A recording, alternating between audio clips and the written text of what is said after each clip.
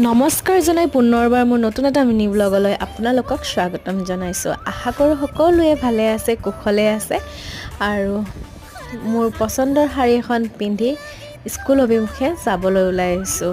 সদায় ৰাতিপুৱা একদম ব্যস্ততাৰ মাজত গৈ আছে দিনবোৰ আৰু এয়া ৰিস্কাত গৈ আছোঁ আৰু স্কুল অভিমুখে স্কুল পালোহি আৰু স্কুলত ময়ো প্ৰেজেণ্ট আছোঁ বুলি ইয়াতে সিগনেচাৰ হৈ গ'ল, মোৰ থাম সিগনেচাৰ।